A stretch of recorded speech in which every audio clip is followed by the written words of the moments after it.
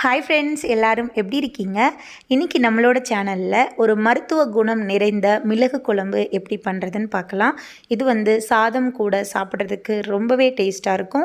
மழை காலங்களில் இல்லைனா இருமல் சளி இந்த மாதிரி இருக்கிற டைங்களில் இந்த மாதிரி ஒரு மிளகு குழம்பு செஞ்சு ஒரு மதியானம் சூடான சாதத்தில் போட்டு சாப்பிட்டிங்கன்னா அவ்வளோ இதமாக இருக்கும். இது எல்லாருக்குமே பிடிச்ச மாதிரி ஒரு டேஸ்ட்டில் இருக்கும். கிட்டத்தட்ட அதோட டேஸ்ட் அந்த வத்த குழம்போட டேஸ்ட் இருக்க மாதிரி இருக்கும். அதனால் எல்லாருக்கும் பிடிக்கும். இப்போ எப்படி பண்ணுறது இந்த ரெசிபியை பார்த்துடலாம். அடுப்பில் ஒரு பாத்திரம் வச்சுட்டு ஃபஸ்ட்டு 1 ஸ்பூன் நல்லெண்ணெய் விட்டுக்கலாம். எண்ணெய் நல்லா அந்த மாதிரி சூடு வரட்டும். சூடு வந்ததுக்கு அப்புறமா தான் நம்ம அடுத்த பொருள் சேர்க்க போகிறோம். அதில் ஃபஸ்ட்டு பார்த்திங்கன்னா 2 ஸ்பூன் அளவுக்கு மல்லி, காஞ்ச மல்லி தனியாக இருக்குல்ல, அதை சேர்த்துக்கிறேன். அதுக்கப்புறமா 1.5 ஸ்பூன் அளவுக்கு ரைஸ் சேர்த்துக்கலாம். அரிசி வீட்டில் சமைக்கிற அரிசி தான்.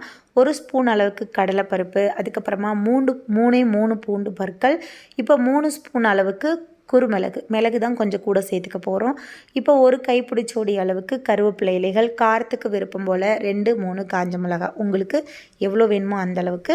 இப்போ இதெல்லாம் நல்லா கரண்டி வச்சு நல்லா மிக்ஸ் பண்ணணும். இது நம்ம அந்த அரிசியெல்லாம் நல்லா பொரிஞ்சு வந்துடணும். நம்ம சேர்த்துற இந்த மிளகு, கடலைப்பருப்பு இதெல்லாம் நல்லா பொரியணும். அப்போ தான் இந்த அரைக்கிற இந்த மசாலாவோட டேஸ்ட் ரொம்ப சூப்பராக இருக்கும். இப்போ இந்த மாதிரி நல்லா பொறுமையாகவே நான் கலந்து விடுறேன். இப்போ பார்த்திங்கன்னா நல்லா பொரிஞ்சிருச்சு, உங்களுக்கு பார்க்கலே தெரியும். இப்போ அடுப்பை ஆஃப் பண்ணிவிட்டு நல்லா ஆற வச்சுட்டு இதை நம்ம வேறு மிக்ஸி ஜாரில் சேர்க்கணும். அது அரைக்கிறதுக்கு முன்னாடி 2 கிளாஸ் தண்ணி வச்சு ஒரு சின்னதாக ஒரு நெல்லிக்காய் சைஸுக்கு புளி எடுத்து நல்லா ஊற வச்சுருக்கேன். லேசான சூடான தண்ணியில் அது ஊறிட்டுருக்கட்டும். நல்லா கரைச்சி எடுத்துக்க போகிறோம். இப்போ நல்லா கம்ப்ளீட்டாக ஆறிடுச்சு. ஆறினதுக்கப்புறமா தான் நான் மிக்ஸி ஜாரில் சேர்த்துட்டு நான் இப்போ அரைக்க போகிறேன்.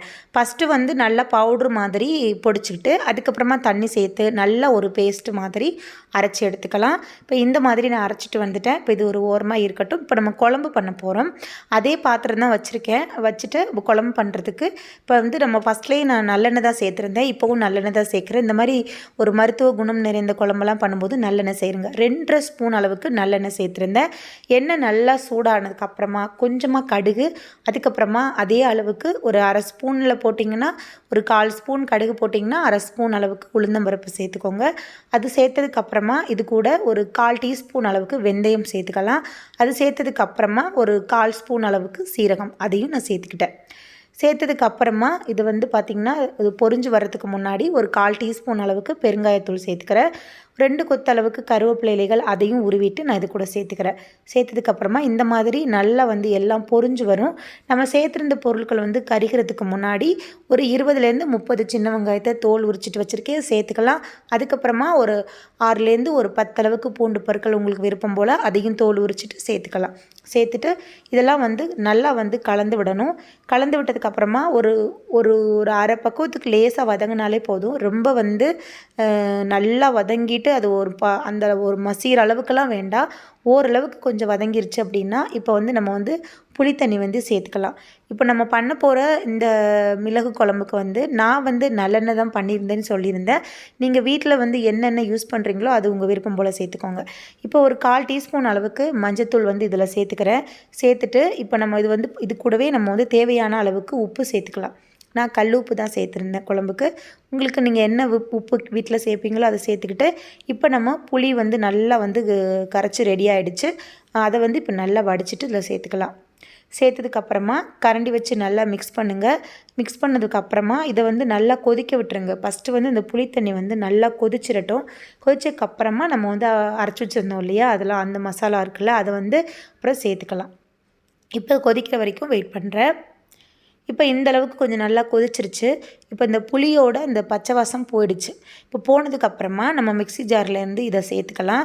சேர்த்துட்டு இன்னும் கொஞ்சம் எவ்வளோ குழம்பு இருந்தால் உங்களுக்கு வேணும்னு தோணுதோ அந்த அளவுக்கு நீங்கள் இன்னும் கொஞ்சம் தண்ணி சேர்த்து மிக்ஸி ஜாரையும் நல்லா அது கழுவிட்டு அதையும் இது கூடவே நல்லா சேர்த்துக்கிட்டு அதுக்கப்புறமா நல்லா கரண்டி வச்சு நல்லா கலந்து விட்டுக்கோங்க. கலந்து விட்டதுக்கப்புறமா நம்ம ஃபஸ்ட்டு காரத்துக்கு நான் ஏன் 2 காஞ்ச மிளகாய் சேர்த்தேன்னா மிளகோட காரம் எப்படி இருக்குதுன்னு பார்த்துக்கிட்டு கொஞ்சமாக மிளகாத்தூள் வேணும்னா போட்டுக்கிட்டேன். இப்போ இதை ஒரு 10 நிமிஷம் சிம்மில் வச்சு நல்லா கொதிக்க வச்சுட்டேன். அதுக்கப்புறம் பாருங்கள் குழம்பு எவ்வளோ கெட்டியாக இருக்குன்னு. இப்போ வந்து காரத்தை பேலன்ஸ் பண்ணுறதுக்காண்டி கொஞ்சமாக வெல்லம் சேர்த்துக்கிட்டேன். அதையும் சேர்த்துட்டு நல்லா அந்த மாதிரி கலந்து விட்டதுக்கப்புறமா இன்னும் பார்த்திங்கன்னா ஒரு நிமிஷம் நல்லா அப்படியே சிம் பண்ணி வச்சுட்டேன். பாருங்கள் எப்படி கொதிச்சிட்ருக்குன்னு. குழம்பு வந்து கொதிக்க கொதிக்க நல்லா கெட்டியாகிட்ருக்கும். அது மட்டும் இல்லாமல் டேஸ்ட்டும் நல்லா கமகமன்னு வந்துட்டுருக்கும். இந்த டேஸ்ட் வந்து எல்லாருக்குமே பிடிக்கும். ரொம்ப உடம்புக்கு நல்லது. ஃப்ரெண்ட்ஸ், இப்போ நம்ம இந்த மிளகு குழம்பு எப்படி பண்ணுறதுன்னு பார்த்தாச்சு. குழம்பு ரெடி ஆகிடுச்சு. இப்போ நீங்கள் அடுப்பை ஆஃப் பண்ணிக்கிட்டு சாப்பிட கொடுத்துடலாம். இப்போ நான் வந்து பார்த்திங்கன்னா இந்த குழம்பு வந்து சூடான சாதத்தில் போட்டு சாப்பிட போகிறேன். நீங்களும் சாப்பிடுங்க. இந்த ரெசிபி பிடிச்சிருந்தா நம்ம சேனலை சப்ஸ்கிரைப் பண்ணி வச்சுக்கோங்க. ஃப்ரெண்ட்ஸுக்கு ஷேர் பண்ணுங்கள். ஓகே ஃப்ரெண்ட்ஸ், பாய்.